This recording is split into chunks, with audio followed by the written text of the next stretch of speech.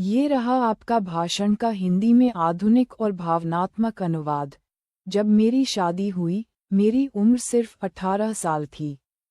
मैं एक बहुत ही रूढ़िवादी बलोच परिवार से ताल्लुक़ रखती हूँ, जहाँ अच्छे बच्चे अपने माँ बाप को ना नहीं कहते। मेरे अब्बा चाहते थे कि मेरी शादी हो जाए, और मैंने सिर्फ इतना कहा, अगर इससे आपको खुशी मिलती है तो मैं हाँ कहती हूँ। और जाहिर है, वो शादी कभी खुशहाल नहीं रही। शादी के लगभग 2 साल बाद, करीब 9 साल पहले, मेरा एक कार एक्सीडेंट हुआ। किसी वजह से मेरे शौहर को नींद आ गई और कार खाई में गिर गई।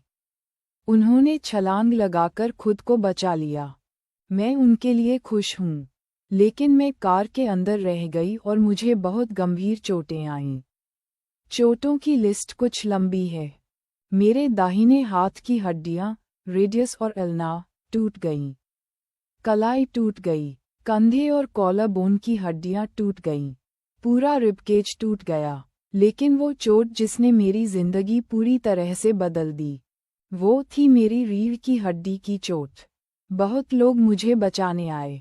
उन्होंने मुझे सीपीआर दिया, कार से बाहर खींचा, और उसी खींचने के दौरान मेरी रीढ़ की हड्डी पूरी तरह से कट गई।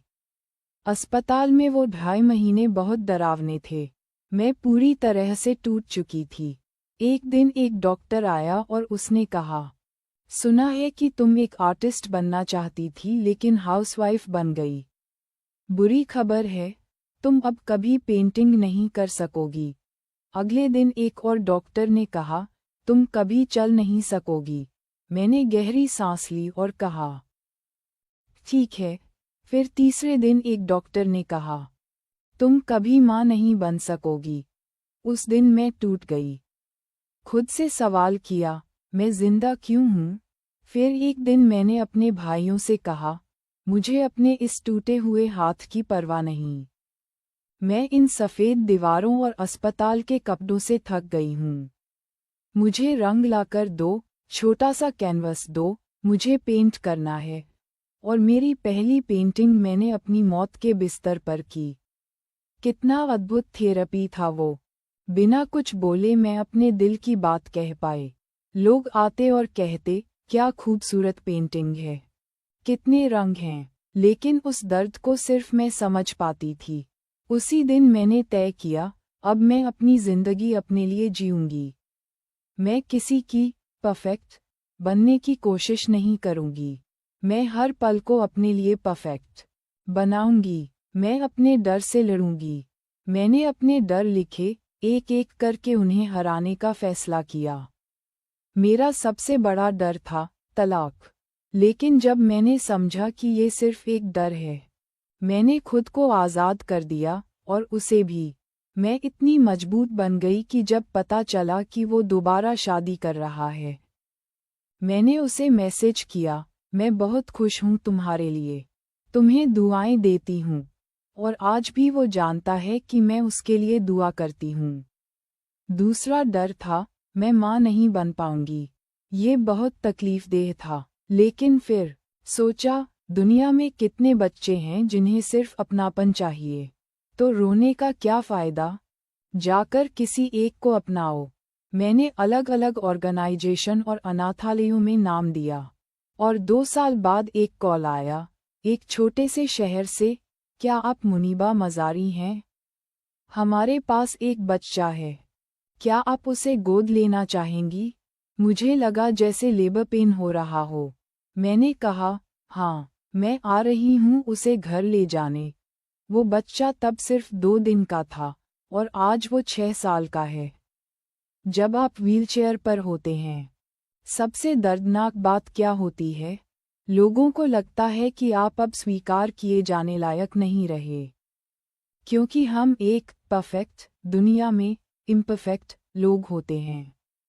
इसलिए मैंने तय किया, मैं अब ज़्यादा लोगों के सामने आऊंगी। मैंने पेंटिंग शुरू की, मॉडलिंग कैंपेन किए, पाकिस्तान के नेशनल टीवी पर एंकर बनी, यूएन विमेन की नेशनल गुडविल एम्बेसडर बनी, महिलाओं और बच्चों के हक में आवाज़ उठाने लगी। BBC की 100 विमेन में शामिल हुई 2015। फोर्ब्स की 30 अंडर 30 2016 में भी आए। जब आप खुद को वैसे स्वीकार करते हैं जैसे आप हैं, तब दुनिया भी आपको स्वीकार करती है। सब कुछ अंदर से शुरू होता है। हमें जिंदगी के बारे में बड़ी फैंटेसी होती है। ऐसा होगा, ये मेरी प्लानिंग है, ऐसे ही चलेगा। लेकिन जब ऐसा नहीं होता, हम टूट जाते हैं। मैंने कभी नहीं सोचा था कि मैं व्हीलचेयर पर रहूंगी, लेकिन ये जिंदगी एक इम्तिहान है। और इम्तिहान आसान नहीं होते। जब आप जिंदगी से आसानी की उम्मीद करते हो और वो आपको नींबू देती है, तो आप नींबू पानी बनाओ। और फिर जिंदगी को दोष मत दो। डरना ठीक है, रोना भी ठीक है, सब कुछ ठीक है। बस हार मानना एक विकल्प नहीं होना चाहिए। लोग कहते हैं, फेल होना ऑप्शन नहीं है। नहीं, फेल होना एक ऑप्शन होना चाहिए।